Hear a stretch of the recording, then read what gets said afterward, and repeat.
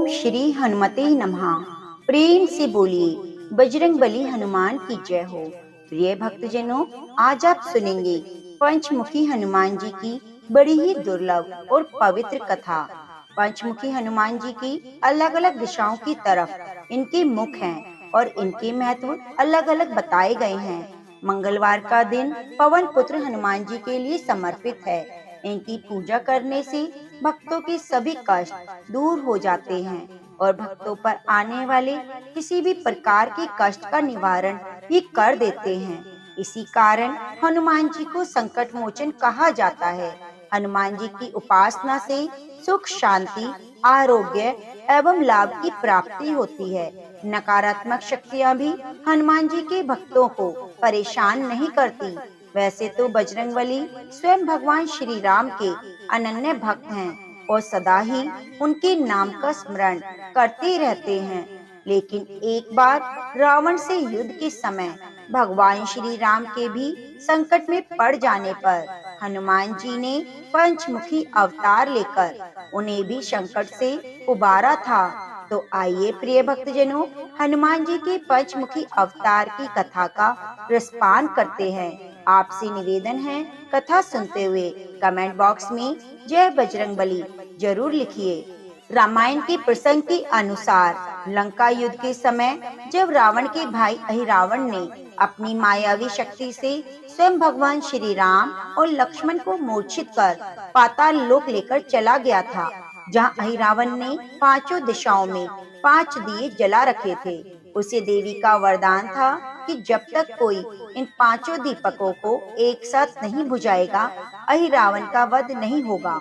अहिरावण की इसी माया को समाप्त करने के लिए हनुमान जी ने 5 दिशाओं में अपने मुख किए पंचमुखी हनुमान का अवतार लिया और 5 दीपों को एक साथ बुझाकर अहिरावण का वध किया।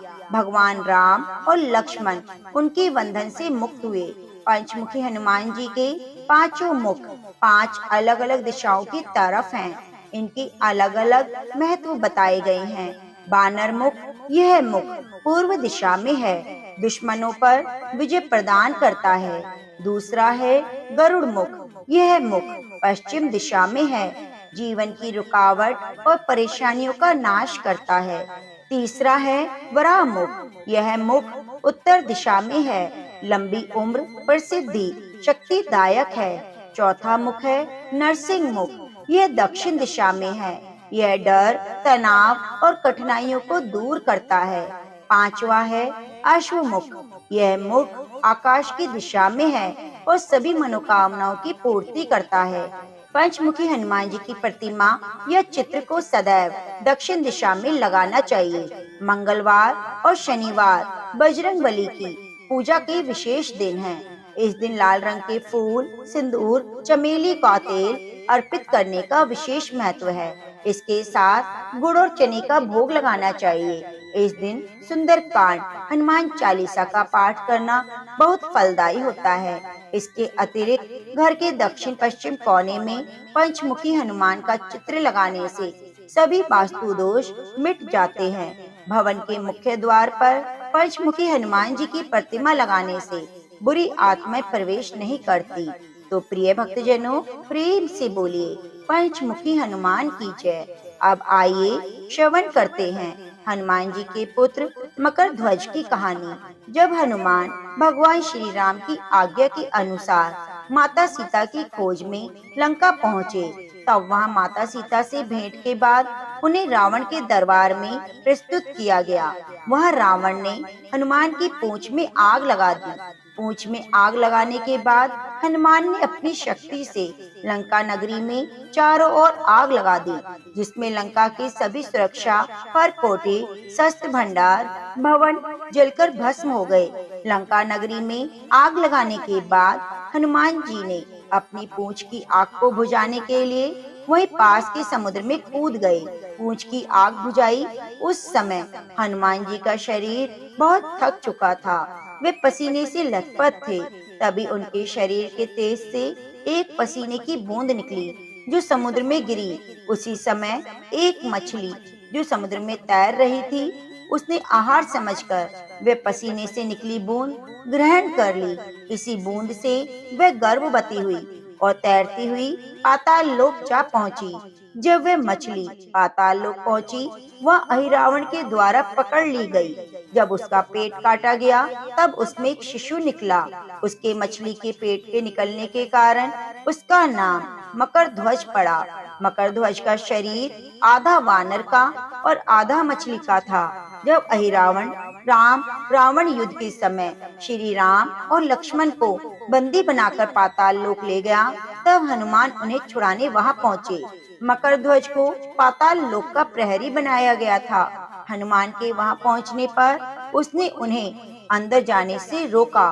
तब उन दोनों के बीच में भीषण युद्ध हुआ, जिसमें अंततः हनुमान जी की विजय हुई।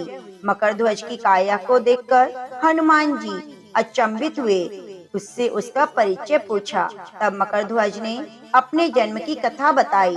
तब स्वयं को हनुमान जी का पुत्र बताया।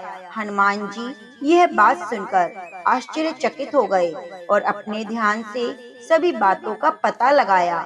उसके बाद उन्हें मकरध्वज को बताया कि वे ही हनुमान हैं और वह उनका पुत्र है। इसके बाद हनुमान जी ने अपने पुत्र को आशीर्वाद दिया और पाताल लोक के अंदर जाकर अहिरावण का वध करके प्रभु श्री राम और लक्ष्मण को उसके चंगुल से मुक्त करवाया। जब प्रभु श्री राम हनुमान जी के साथ पुनः पृथ्वी लोक पर जाने लगे, तब राम जी ने द्वार पर बंधे मकरध्वज को देखकर हनुमान जी से उसका परिचय पूछा। हनुमान जी ने मकरध्वज का परिचय और अपने साथ हुए युद्ध का वर्णन श्री राम जी को कह सुनाया। मकरध्वज की कथा को सुनकर श्री राम अत्यंत प्रभावित हुए और उसे पाताल लोक का राजा घोषित कर दिया और वहां से चले गए। तो प्रेम से बोलिए बजरंग बली हनुमान की जय हो। सियावरी रामचंद्र की जय हो। राम से बड़ा राम का नाम। प्रिय भक्तजनों, आइए जानते हैं कि राम से बड़ा राम का नाम है। राम नाम की महिमा अपरंपार है। राम नाम के जाप से पत्थर भी तर जाते हैं। राम नाम ऐसा महामंत्र है जिसे जपने के लिए किसी नियम या विधान की आवश्यकता नहीं। राम का नाम हम हर सुख दुख में, किसी भी जन्म मरण पर कहीं भी ले सकते हैं। लंका युद्ध से पहले जब हनुमान जी सीता माता का पता लगाकर आए और समुद्र देव ने श्री राम को समुद्र पर सेतु बनाने का सुझाव दिया। समुद्र पर सेतु निर्माण के लिए सारी वानर सेना कार्य कर रही थी। श्री राम देख रहे थे। उनका नाम पत्थर पर पानी में डालते हैं तो तर जाते हैं। श्री राम मन में विचार करने लगे कि मेरे नाम से पत्थर तर जाते हैं तो समुद्र में मेरे द्वारा डाला गया पत्थर भी तर जाएगा। लेकिन जैसे ही राम ने पत्थर पानी में डाला तो वह डूब गया। श्री राम हैरान हुए कि ऐसा क्यों हुआ। हनुमान जी यह सारा प्रसंग देख रहे थे। हनुमान जी पूछने लगे, प्रभु क्या सोच रहे हो? श्री राम कहने लगे, हनुमान, जिस पत्थर पर मेरा नाम लिखा है वे पत्थर तर रहे हैं, लेकिन पानी में मेरे द्वारा डाला गया पत्थर क्यों डूब गया? हनुमान जी कहने लगे, प्रभु आपके नाम को धारण करने के कारण पत्थर पानी में तैर रहे हैं, लेकिन जिन पत्थरों को आप स्वयं त्याग रहे हैं उनको डूबने से कौन बचा सकता है? अर्थात श्री राम का नाम भवसागर से तारने वाला है।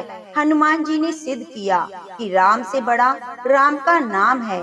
कहा जाता है जब श्री राम अयोध्या के राजा बने तो उनकी सभा में बहस हुई कि राम बड़े या राम का नाम बड़ा।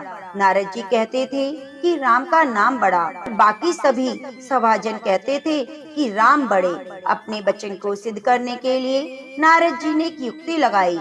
जब हनुमान जी सभा में आए, उन्होंने हनुमान जी को सभी ऋषि मुनियों को प्रणाम करने के लिए कहा, लेकिन महाराज श्री विश्वामित्र के बारे में कुछ नहीं बताया, इसलिए उन्होंने प्रणाम नहीं किया। उधर विश्वामित्र जी को जाकर बोल दिया, हनुमान ने आपको प्रणाम नहीं किया, उन्होंने आपका अपमान किया। विश्वामित्र जी ने श्री राम से कहा, हनुमान ने मेरा अपमान किया, इसे मृत्यु दंड दे दो। जब हनुमान जी को पता लगा कि राम जी उन्हें मृत्यु दंड देने वाले हैं, तो वे एक पेड़ के नीचे जाकर बैठ गए। और राम राम की धुन जपने लगे। राम नाम रटते रटते उनका ध्यान लग गया। जब श्री राम जी वहाँ पहुँचे तो उन्होंने हनुमान जी पर बहुत तीर चलाए, पर हनुमान जी का बाल भी बांका ना हुआ। लेकिन अपने गुरु की आज्ञा को पूरा करने के लिए राम जी उन पर ब्रह्मास्त्र चलाया, लेकिन वह भी विफल हो गया।